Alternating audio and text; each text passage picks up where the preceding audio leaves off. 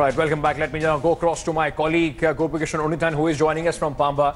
This has been sort of a battle theatre between the protesters and the police, along with those who have been wanting to go to the Sabarimala shrine, especially the women. What's the situation there today, Gopi? And whatever we are seeing playing out as far as Kerala politics is concerned, war of words between Pinarayi Vijayan and the BJP, RSS being dragged in, RSS being called terror organization, so on and so forth. Is it having an effect on the tempers there on the ground as well?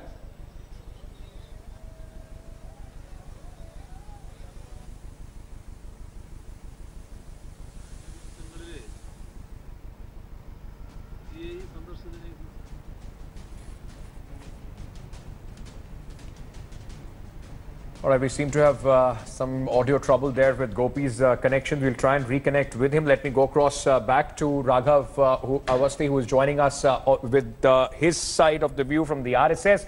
Raghav, while the left continues this tirade against the RSS, there is one fact that remains on the ground, that most political parties, and including the Sangh Parivar, and you will say that it's not a political party, but I'm saying that as an organization on the ground, nobody is helping to sort this situation out. The mess is only getting deeper. There are no, conciliatory notes or any sensible thing being spoken about. The cost is being paid by the people, the devotees, those who have been completely inconvenienced there.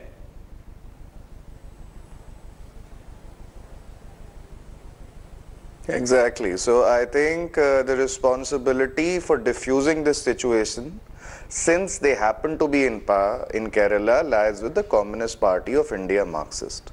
But their attitude is so high-handed and arrogant that they don't want this situation. It seems as if they don't want this situation to resolve.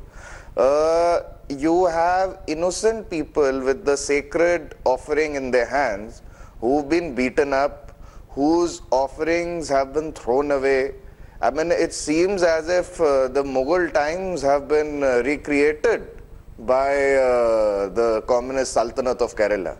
So no, but Raghav, the fact remains that yes, it is the duty and the responsibility of the government of Kerala, but you are not helping them. While you say that there are devotees whose sacred offerings have been thrown out, there are people who have been caught on camera beating up others, those who are trying to reach there, protests happening every single day. For the government and the Devaswam board, which is saying that we are in fact now going to the Supreme Court, we'll try and get a review on this. Shouldn't there be patience? Shouldn't there be some sort of a sensible approach by your organization and others on the ground as well? You can't just keep instigating and saying the government is failing.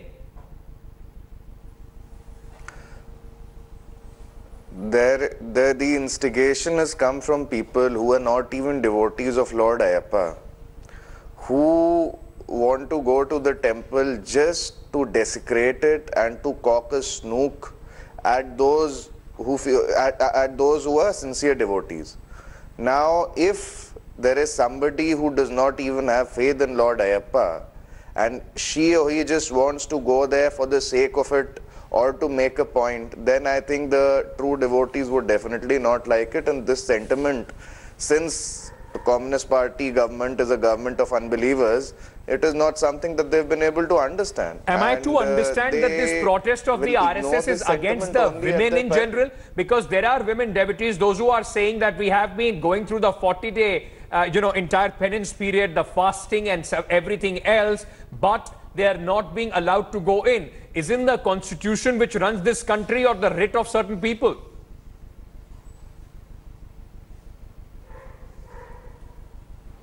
I'm glad that you brought up the constitution. Under the constitution, I have the right to peaceful protest under Article 19. Now, my right to peaceful protest cannot be abrogated except by way of authority of law.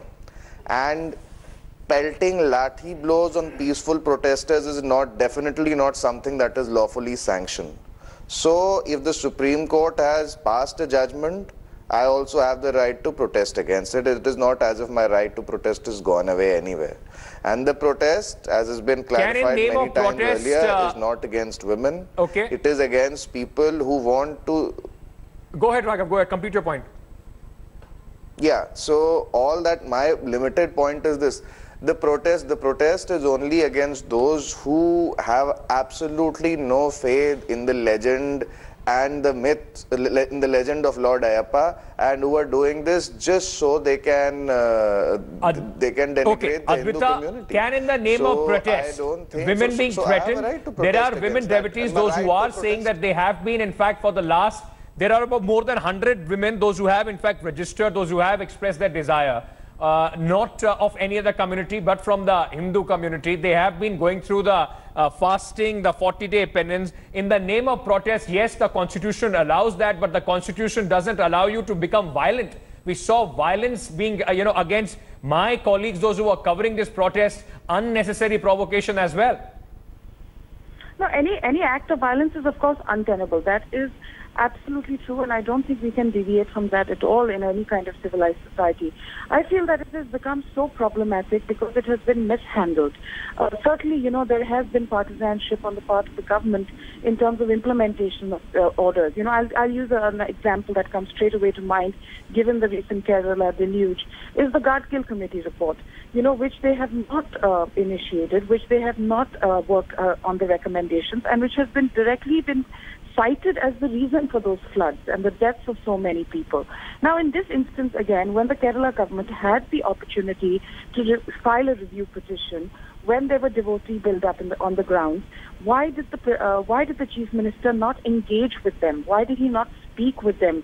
All he had to do was engage. It wasn't going to be in violation of any Supreme Court verdict if he had just reached out to them. Instead, what we saw, and this is what happened, this is the exact timeline, about 3,700 devotees were arrested and thrown into jail. There were midnight knocks on doors and people were arrested. A devotee committed suicide. Another was picked up by the police and ended up dead somewhere.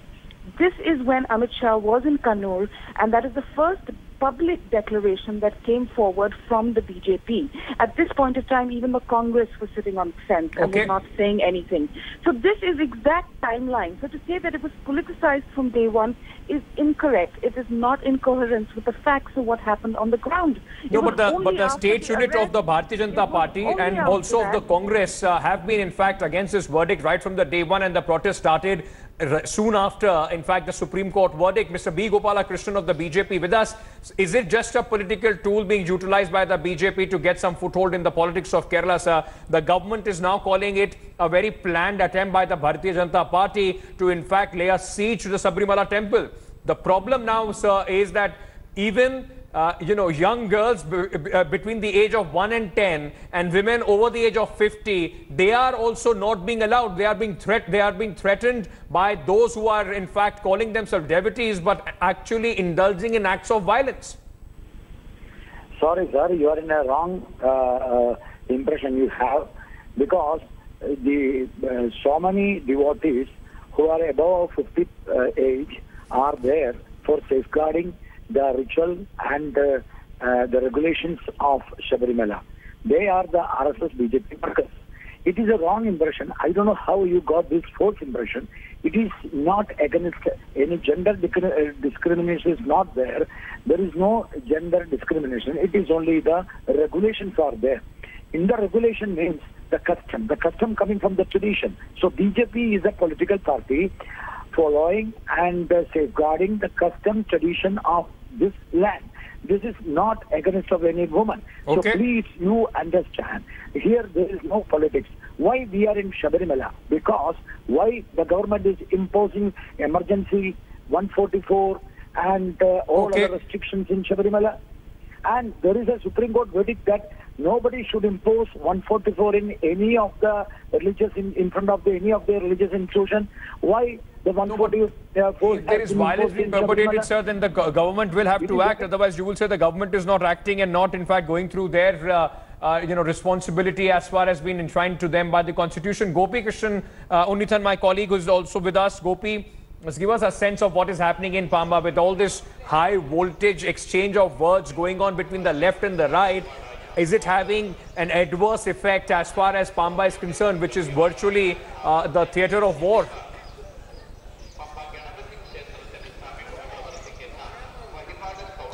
Well, Ankit, keeping these political dramas aside, the pilgrimage season has been going peacefully is what we are getting to understand, because there is not too much of a rush as we used to see over the years. This time around, we must also believe it could actually be because of this commotion and the protest and the high voltage situation here, that the number of devotees have also come down considerably. It seems there must be a drop of at least 30 to 40% in the numbers, even as we are getting into the 6th day. And now that has actually come good for the devotees who have come, because most of the devotees who have come here are saying that they got an opportunity to have a very good darshan rather than waiting in queues for a very long time. Usually there were even situations where the devotees had to wait for 14 hours, 15 hours in queues, in long queues and groups before even getting a darshan. And that darshan, even they will not be even allowed to stay in front of the shrine for even a single second. But this time around things have changed completely, because most of the devotees are telling that in spite of all the lack of facilities here, they got a very good darshan, and that is what is making them satisfied. On the other side, all these political dramas are continuing in Kerala. Yesterday you had a UDF delegation which deliberately wanted to violate their prohibitory orders here. We had the BJP MPs coming. They went all the way up to Sabarimala, offered their prayers, and there also in the late night there was a gathering of a group of political activists, and the police had to take them into remedial custody. Today there is BJP Union Minister Pinarayi Vijayan coming. So this political drama is all expected to continue. But on the other hand, or on the other side, this pilgrimage season, as far as the pilgrims are concerned, are going on smoothly is what we are sensing from Pampa. Okay. Gopi, thank you so much for joining us with all those details. And as Gopi was pointing out, and I hope all the guests, those who are on the show, also listen to the fact that there is a deliberate attempt. Kerala government on one side failing to possibly exercise or to implement the writ of the law, and on the other hand, a deliberate provocation coming in by the BJP and union ministers also now, rather than helping to diffuse the situation, only making sure that the Sabarimala issue keeps boiling, and the political benefit can be reaped out of that. A sad situation there at a place of pilgrimage.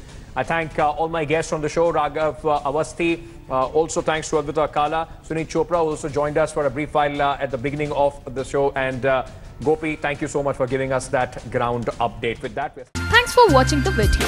For more such news and updates, please like, share and subscribe to India Today. Also check out our other great videos from our channel. We know you would love to.